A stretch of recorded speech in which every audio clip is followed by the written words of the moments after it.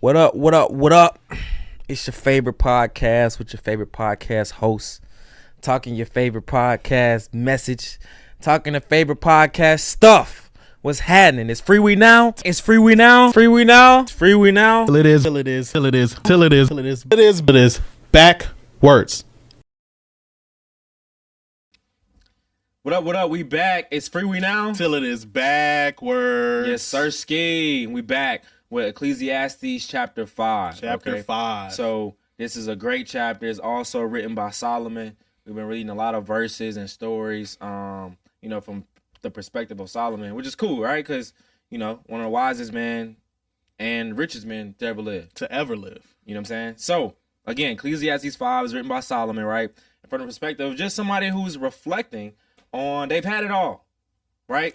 The riches, the women, the fame, you know what I mean? Like, he's had everything that, even social media would try to promote you to want to have, right? So this is the perspective of it. So keep that in mind when we're reading, right? So, we got a couple themes through here, right? 3 themes, right? The first one, though, is reverence and humility before God, right? Reverence and humility before God, right? So what did you get, the verses, that kind of stuck with you on that topic? All right, we're going to dive right into it. So within this topic, verse 1, 2, and 3, keep thy foot when thou goest to the house of God, and be more ready to hear than to give the sacrifice of fools, for they consider not that they do evil. Be not rash with thy mouth, and let not thine heart be hasty to utter anything before God, for God is in heaven, and thou upon earth. Therefore let thy words be few, for a dream cometh through the multitude of business, and a fool's voice is known by a multitude of words. So when I look at this, what I get out of this is listen more than you speak, and don't allow the theatrics of your worship to outshine your understanding. As somebody famously told me one time, telling me you love me in the midst of disrespecting me means nothing. Keep thy foot, and be ready to hear more than you talk. So God says, when you come in my kingdom, right, when you come gaining wisdom, I don't need you doing all that yapping. I don't need you trying to out-talk me. I don't need you sitting here doing this hooting and hollering, worshiping me, telling me how amazing I am, how great I am, when you don't even understand, when you don't got obedience. Right. You are putting on a show. As I said, don't let the theatrics outshine your understanding. We are so quick to want to put on a show for God. Right. To act like he don't see us every day. Right. He's the only person that knows us better than we know ourselves. So you don't have to come to him and fake it. He already understands, he gets it. And he says, don't make the full sacrifice. The full sacrifice is worship without obedience. The full sacrifice is worship without understanding. You can't blindly do something. You can't blindly believe in God. You have to have true faith. You have to really get to know him. It's an intimate relationship. It's not something you can fake.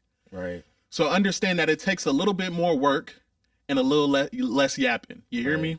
Right? And then I go on and it says, be not rash with thy mouth, and let not thine heart be hasty to utter anything before God, for God is in heaven. We're talking to the perfect being in the perfect place. Do you really think us as sinners on earth know what to tell God? Know how to tell God about his plan? Know how to tell God about what we should be doing and how things should work, right? You have to come to God with a questioning attitude. But sometimes when you ask a question, what do you need to do? Listen so that you can get the answer. As I said, God is in heaven. He knows everything. Everything he does is good. So when you come to him, come to with an open ears and an open heart. And then lastly, a dream cometh through the multitude of business, and a fool's voice is known by a multitude of words. If all you do is dream, that's all you ever do. If you don't put any work behind your dreams, if you don't become intimate with your dreams, if you don't put feet to road behind your dreams, that's all there will ever be. And all you will do is just progress in your excuses for why you did not obtain your dreams. As he said, dreams come from business. You have to actually put in work. If not, then you're going to be the fool who has more words about his dreams than actual work behind it. No, facts. Facts. I mean, those stick out to me as well, right? Particularly, right? Let not your heart utter anything hastily before God, for God is in heaven and you on earth. He's seeing everything. He knows everything. Stop it. He got you on the Ring camera. Come on. He got you on the Ring camera. You know what I'm saying? Like, he can see that you ain't got a front. Why are you fronting? what I'm saying? Like, God is in heaven, you on earth, right? I thought that was cool, right? Therefore, let your words be few. Like, you ain't got to say too much. Like, you ain't got to do the most. He see it. I think I like also, and a fool's voice is known by his many words, right? I want to be known by my actions, not by my words. It's like, somebody that, oh, here comes such and such. You hear him before you see him. Yep. You know what I'm saying? You gonna hear him before you see him, right? That one person that's always loud, always talking crazy, but they ain't really about it. Mm-hmm. You know what I mean? Like, don't let that be you. That just kind of rang in my head. A fool's voice is known by his many words. I don't know about that one. Okay. Yes, for me, right? That stuck out at the beginning, right? Is when you make a vow to God, do not delay to pay it. For he has no pleasure in fools. Pay what you have vowed. Better not to vow at all than to vow and not pay. Right? Don't let your mouth cause flesh to your sin, right? Nor say before the messenger of God that it was in error. Why should God be angry at your excuse and destroy the work of your hands? For in the multitude of dreams and many words, there's also vanity, but fear God, right? So kind of further on what Keith said, right? It's like, God is not a negotiation partner. You know what I'm saying? Like, Solomon's warning against this kind of like casual spirituality where you kind of saying oops all the time. Every time's a oops. Every time's a negotiation. Every time's a, my bad, God. Look, but look, God, I promise. If you get me out of this situation, I promise you, God, you got my word, God. You get me out of this, you ain't gonna have to worry about me no more. You know what I'm saying? Like, Solomon is warning, like, okay, a couple times, you human. But like, that's a pattern? That's all you do? Every time you gotta come to God and say, hey, if you get me out of this situation, I'm done. I'm putting the bottle down. If you get me out of this situation, I'm done. I ain't going out no more. You know what I'm saying? Like, if you get me out of it, I promise, like, at some point, it's better not to even say it, in his opinion. Like, God rather you not say it if you won't mean it. You know what I'm saying? Like, he said, better not to vow at all than to vow and not pay. You know what I'm saying? So, like, just don't say nothing. If you're not ready to commit to what you about to say, just don't say nothing. Don't say anything. And that's okay. Because God knows that, okay, he's actually, or she's actually watching her tongue. She's actually taking me more seriously. Right? Like, he's actually want to mean what he said. He wants to mean what he says. Mm-hmm. So that goes further along than you giving empty promises. You know what I'm saying? Like, and then you coming back saying, oh, it was a mistake. Sorry, that was an error. Like, I meant it, but like I ain't mean it for real. You know what I'm saying? Like, I meant it, but like I meant it because I was in some stuff. I had to get out. I had to get out. Now you got me out, and I'm free. I didn't forgot what it felt like in the hot seat. Exactly. You know what I mean? So those are the ones that stood out to me. As clear as they say, word is bond. Word is bond, and I think we need to become more intimate with that phrase. When we say something, we have to really stand on it. Right. I feel like it's easier to not say nothing than it is to just lie. But it seems like we always choose the route of lying, right? Trying to make it sound good instead of just making it good. You don't always have to impart your 2 cents, as my mom would say. You know what I'm saying? Sometimes, word to the wise is not saying words at all. Yeah, I mean, I think sometimes it's embarrassment though. It is. Like, when you're not supposed to be doing what you're actually doing right now, it's like somebody catch you. No, I was about to do that. I was about to do this. Were you about to do that? Or did you do it? You know what I mean? Like, that embarrassment factor. Yeah, I would definitely agree with that. So going on to the next theme of this chapter, right? It's going to be the reality of injustice and authority. The reality of injustice and authority. So within that one, verse 9, moreover, the profit of the earth is for all. The king himself is served by the field. The king himself is served by the field. So when it says moreover, the profit of the earth is for all, when I look at that, I think that everything that we create out of this earth has to be shared. It's meant to be shared. It's meant to help people. Just me and Hassan getting on this podcast, don't get me wrong, I think we do this a lot for ourselves just because it helps us grow as individuals. Getting up here and putting ourselves on the platform to be wrong. Right. Getting on here and understanding that we have to do work behind, like, outside of the camera's views, but what we create is imparted on the world. I hope that people view this podcast, Right. and sometimes y'all may be motivated to prove us wrong, right? Because that's making you better. Right. You going and doing your own research is just getting you closer to God. And I'm completely fine. If you want to call me wrong and that means you get closer to God, I'm doing what I'm supposed to be doing, right? So I just think everything that is created is meant to be shared for everybody. It's supposed to make people's lives easier. It's supposed to get people through hard times. It's supposed to help people that are struggling. No matter what you do or what you create, don't be afraid to share that with the world, even if it fails. Honestly, more than not, it is going to fail. I think 70% of our life is failure, but that other 30%, it's going to feel real good. Yeah. And then, as he said, the king himself is served by the field. So even the most prominent of us have to rely on the provisions for God. So when you look at people like rich people and you're like, dang, that just seems like such an impossible life. Right. Even if they use their profit for wicked, they had to use the provision of God to even get there. Right. Everything that we create is off the back of God. If anybody has anything, the ideas, off the back of God. For sure. The things that make our life easier, off the back of God. These creation, these clothes, off the back of God. Yeah, the idea may have come from one of us, but we had to utilize the provisions that were already on the earth to even make that a reality. So just take a little bit of that. For sure. Even the king is served from the field. Even the king. I like that one. You know what I'm saying? Like, you're not above the program. You're not above the program. Like, you're when we said all, you were included in that. You know what I'm saying? Like, don't be all high and mighty. You know what I mean? Like, no, that was cool. I definitely rock with that one. Okay, and then verse 8, right? This was a good one for me. This really stuck with me, right? If you see the oppression of the poor, right? Especially I don't want to say especially, but it seems like,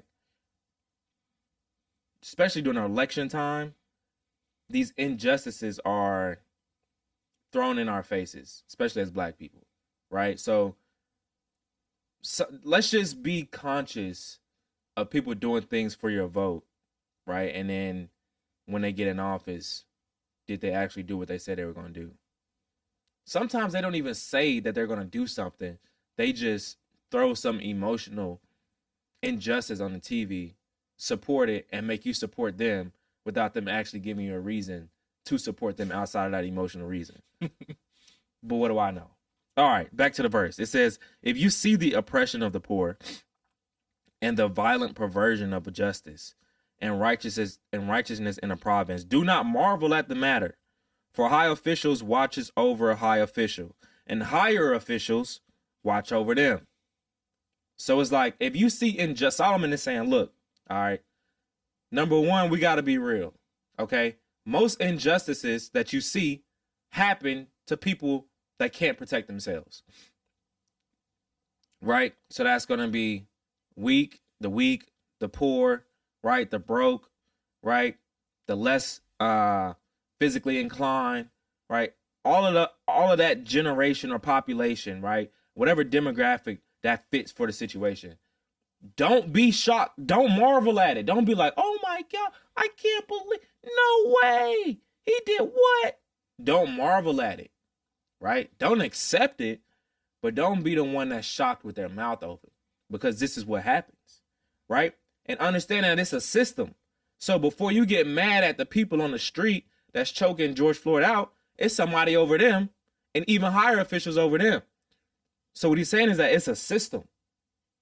You feel me? So injustices happen to the weak and the poor in a broken system. So don't just get mad at the symptom, right? Let's try to stay calm, be cerebral, and understand the root. It's a system at play. You feel me? There's higher officials that watch over the high officials. You know what I'm saying? So don't accept it by any means. That's not what he's saying, right? But understand that this is what happens, right? When you're in these type of systems that aren't meant to protect the poor, that aren't meant to protect the weak. You feel me? So, no, it is what it is. But understand that God still sees all of that, right? So don't get caught up in the verdict, or, man, they just gave this person 20 years, or, man, they just choked him out in the street, or, man, this is going on, right? God still sees all of that. You feel me? So don't get caught up in this earthly back and forth. Understand that there's a higher power God that seeing all of this, right? And put your faith in them, and it'll still work out in your favor. You know what I mean? Even though you may not be able to see the score, you saw the end of the movie. You know what I'm saying? Like, it's one of the reasons why I don't like watching movies twice is because I don't get the same thrill. You already know what's gonna happen. I already know what's gonna happen. So, like, imagine you going through life as if you watched the movie already. You know what I'm saying? Imagine you go through life and you like already seen the ending. It's finna be crazy. They're gonna be dangling off the cliff. But like they don't know Batman about to swoop in and pick up, you know what I mean? Like, so imagine you live your life understanding that, hey, this is the system at play. These injustices happen. We're not gonna accept them. But we already saw the movie. You feel me? We put our faith in God, we're gonna win in the end. So it don't really matter. So I'm not finna marvel at the fact that Snap, you know, EBT and, you know, the government took away the, you know, education department and they trying to do all these things. I'm not gonna marvel at that. I'm not gonna marvel at the fact that inflation is crazy. Because if you read the Bible, you already watched the movie. You already know the ending. We're gonna win in the end. Gonna win in the end. I like the way they put that. Don't marvel at it. Y'all never cease to amaze me. Y'all never cease to amaze me. And that's just a standpoint that you gotta have. And I always try to tell people, you didn't get away with it, you just got by. All of us got to answer. All of the actions that we make, when we go see God, we got to answer for. So don't be surprised what people do on this earth. Let them be surprised when they go before God and got to explain what they was doing. Bro, what is... You know what I'm saying? Like, when God put it on the big screen and say, so what were you thinking here? Let me get a review. Go back and tell me in this moment what made you want to do this. That's when it's time to marvel. How do you think that's going to go, though? Bro, it's like, going to be... Like... I don't even know. It's going to be crazy. What is the setup? Like, let's set the scene. Like, what is it? Like, what is the setup? Yeah, like, is everybody watching you? Like, or are you the only... Is it just you, God, and Jesus, the only people that's going to see it? Like, how... Like, what's going to happen when they hold the account and they're like, all right, what happened here and why you did that? Yeah. I think God, this is just, a guessing game, but I think God might do it like a mother. You know how your mom already know you was wrong? Right. So she asks you a question just so you can get yourself caught up. It's almost like, hey, what happened to the glass that was on the table? Well, I don't know. I was outside and you try to explain yourself and boom, it pop up on the TV, you breaking the glass. You know what I mean? So it's like, now you got to backpedal. Right. Now you got to backpedal to try to explain the fact that not only did you break the glass, but you was lying about not breaking the glass, right? It's double jeopardy. If you're in that situation and you know, like, all right, let's say, I know it's everybody like debates, God is real, God isn't real. Let's say we're at the end, right? Mm-hmm. And we're like, now it's God, we all in the room, right? Are you lying to God? No, there's no reason to. Like, why would I sit there and lie, bro? Do you think there still would be somebody that's like, yes, of course. Somebody's still gonna think they can get away with it. Somebody's still gonna think they can get away, right? Yeah. They think it's an easier way out to lie, but after reading the Bible will show you there's just no reason to even try. Right. Like, all-knowing being. He put us on here. He gave us a purpose. He knew what we was going to do before he put us here. Like, you know what I'm saying? So it's like, why would I sit here and even waste God's time by lying? Right. I would hope that me telling the blatant truth might give me a little leniency. Right. You know what I mean? Jesus standing over there like a whip. Like this. Might give me a little leniency. He's like this with a whip.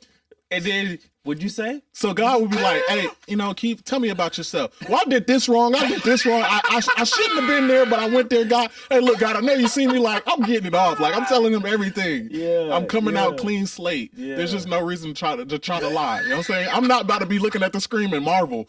You feel me? Trying to explain to God, well, I was just lying about what he know I did. Right. Nah, that's not catching me funny. like that. Right. All right. back to this chapter, right? So that's big, right? Now we go into the last theme of this, right? The emptiness of loving money. The emptiness of loving money. So verse 18, 19, and 20 are the ones that I chose. And it said, behold, that which I have seen, it is good and comely for one to eat and to drink, and to enjoy the good of all his labor, that he taketh under the sun of all the days of his life, which God giveth him, for it is his portion. Every man Also to whom God have given riches and wealth, have given him power to eat thereof, and to take his portion, and to rejoice in his labor. This is a gift of God. For he shall not much remember the days of his life, because God answereth him in the joy of his heart. You're going to get your due. You're going to get your due. He said it's good for us to work. So don't be slothful. Don't be lazy. Don't just sit on the couch and watch Netflix and eat chips and, you know what I'm saying, DoorDash everything. It is a part of us to work. As the first thing God said about himself in the Bible in Genesis is that he is creative.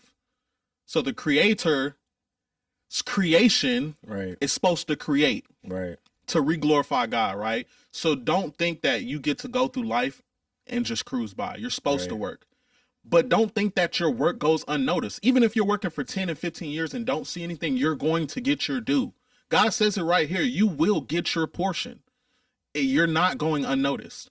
Even the people that got wealth and riches, he gives them the ability to enjoy those. Yeah. He gives them the ability to enjoy those, because I don't know if some of y'all noticed that. I don't think everybody that's rich has the time to enjoy their riches. Yeah. Some of them are not content. Some of them are on a rabbit wheel. They have to make dollar after dollar, and it's never enough. It could be wealth. It could be women. It could be protection. It could be clothes. It could be cars. It could be love. Like, when you don't have God in your life and you don't do the right type of labor, you will never be content.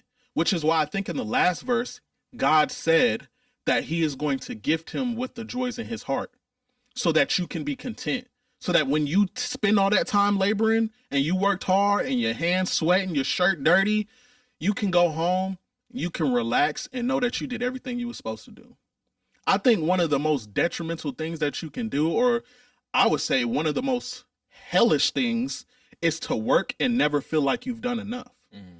To work and feel like I have to keep going all the time. I'm never content. Nothing ever satisfied me. I feel empty no matter how many people I impact, no matter how much money I have, no matter how much friends and family I have, I'm empty. It shows you that doing the labor God's way will give you that joy.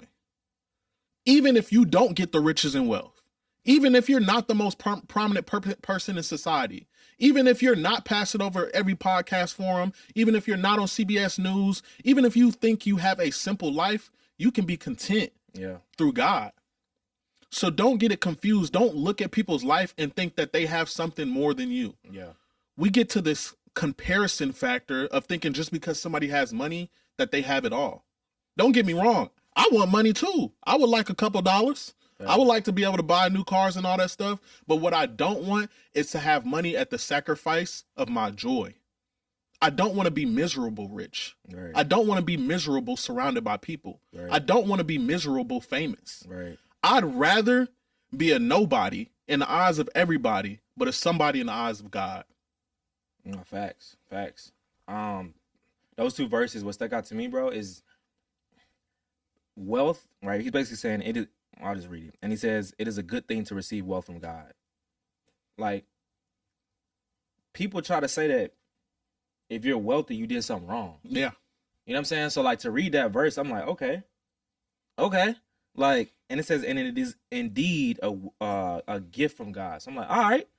Like, this ain't a bad thing to be wealthy. Mm-hmm. It's not a bad thing to enjoy life. Like I was talking about the other day, like, I don't want to go through life feeling like I got to be frowned up to be like locked in. Mm-hmm.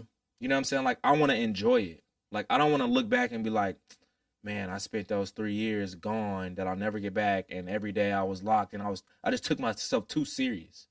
You know what I'm saying? Like, I think they said that people who smile and laugh more live longer. Mm-hmm. I got to look that up. But I think that's a real thing, right? And like you said, to close it out, like, they're so busy enjoying life that you can't even look at the past. You don't even got the time to look at the past. I'm so, like, I'm having so much. It's like you go to a party. You know when it's a party, a real party? When you don't even have time to take videos. You lose track of time. I don't even have time to really take selfies and, like, show the party and video and, like, because I'm having so much fun. Mm-hmm. You know what I mean? Like, I don't have time to look behind me and look at the past because my life's still lit. It's like the person that always reminiscing. Hey, bro, you remember when we was in high school? Or like, you know, the dude that just graduated 2 years ago and he always at the high school games. With his backpack on. He got a backpack and he always at the high school. Like, Ninja didn't, like, bro. Graduate, brother. You graduated already, bro. Like, why are you still in the past, bro? Like, go to college or the military or go do a job, something. Like, why are you still here talking to 16, 17-year-olds? Like, I'm so busy enjoying my life. I don't want to go back to the high school game. I don't have to reminisce and be like, bro, back in my day, bro, I give about 20 and 10 on a good night, but you know the coach ain't really mess with me. You know what I'm saying? But I got hurt. I got hurt. My knee. ACL. You know what I'm saying? Like, I'm so busy enjoying life, bro. I can't even comment on that. Yeah. Like, I'm like, I guess so, yeah, like, that was cool. There's no point in reminiscing at that point. You know what I'm saying? Like, that's how I want to live my life, though. Like, to where I'm enjoying it to where I don't have to reminisce. Because sometimes when you're reminiscing, you like reaching for that feeling that you don't have anymore. You know what I'm saying? Like, you're reaching for something that you don't have. So verse 10 and 11 stood out to me as well, right? Those who love money will never have enough. How meaningless to think that wealth brings true happiness. The more you have, the more people come to you to spend it. So what is get wealth? Except perhaps to watch it slip through your fingers. Right? So, again, this verse, right, 10 and 11, right, is, you know, I know we just said that wealth comes from God and is a gift, but in the New King James Version it says, he who loves silver will not be satisfied with silver. So it's not the fact that you have wealth. It's the fact that if you start loving it, you know what I'm saying? Like, it's one thing to be content, like you said, to having it. The other thing is to love it. So now it becomes an idol. It becomes a worship, right? You tend to think that instead of God being your savior, Jesus being your savior, now this money is gonna save me. Now every problem I have, I'm gonna throw money at it instead of going to God. You feel me? Like, this is my idol. Like, I'm gonna focus on it and I can't function. And if I lost all my money, I would lose me. Like, if I lost all my money, I'll lose my identity. You feel me? Like, so don't love silver is what it's saying. Like, it's okay to have money. It's okay to be wealthy, right? Like, love becomes a dependence. It becomes a fixation, right? Money is a tool, right? But loving it makes it your master. You know what I'm saying? Like, we don't want money to become our master. You feel me? But it's okay to have it. You feel me? And then it says, when goods increase, they increase who eat them. So understand that the more money you get, the more your pockets, more we got 4 pockets full. You know what I'm saying? Like, the more that people gonna be trying to reach for your 4 pockets. Exactly. The more our pockets fill up, the more people gonna be like, man, I'm having a bad day, Keith. Like, man, life been so bad, man. I'm down on my luck. Right? The more calls you're gonna get like that because your pockets are full. So again, this is the perspective of Ecclesiastes 5 of Solomon, the wisest, richest man, right? Who's had it all. Bro had how many? He had what? 300 wives and 700 concubines. He had 700 harlots. 700 harlots. He had 700 harlots and 300 wives. So if he was the richest, like, he's done it all. He knows what he's talking about. You know what I'm saying? It's almost like, I ain't gonna lie. It's almost like Diddy. Is that too far? That's too far. It's almost like Diddy, right? Now, I don't know if Solomon did that part of it, right? But as far as like having the access, right? Having, you know, women, the lifestyle, right? Not in the sense of making these, you know, Sodom and Gomorrah decisions that Diddy made, but just the access and kind of gatekeeping ability, right? That Diddy had at that time. You know what I'm saying? Solomon having that. He's like, look, I done seen it all. You know what I'm saying? He saw how he even mentioned, I want to say, I can't remember the verse, where he started worshiping idols based off the women he was around. You feel me? So like, he's done it all, seen it all, heard it all. We should probably listen. That's facts. I don't trust anybody telling me about something they ain't never been through. Facts. If you don't have an intimate experience about something, don't try to tell me about something because I'm not listening. And then one last thing, I had to go back, right? Because I think Hassan touched on a lot of great points in those last couple verses, right? And specifically the love of money. The love of money, right? I've always read this verse and it was like, you know, the love of money. I can't remember the verse right now. I'm blanking. Yeah. But The love of money is the root of all evil. The love of money is the root of all evil, right?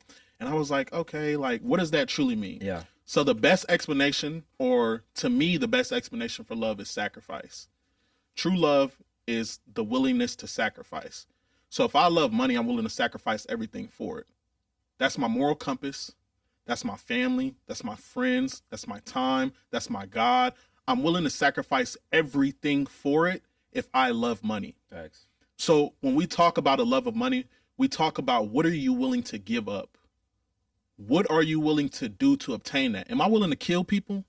Am I willing to lie? Am I willing to hate? Am I willing to destroy everything to obtain money? Because we see that's how a lot of people act when they do love money. Right. They're willing to give up everything. So that is what we talk about when we talk about the love of money, right? And as he said, wisest man in the world is telling us about this. So he know what he's talking about, and I'm listening. Might as well listen. Might as well. Might as well. Might as well. I ain't got nothing else to do. I might as well listen to somebody that had it. That had it. You know what I'm saying? It's Freewenow till it is backwards. Yes, sir, Ski.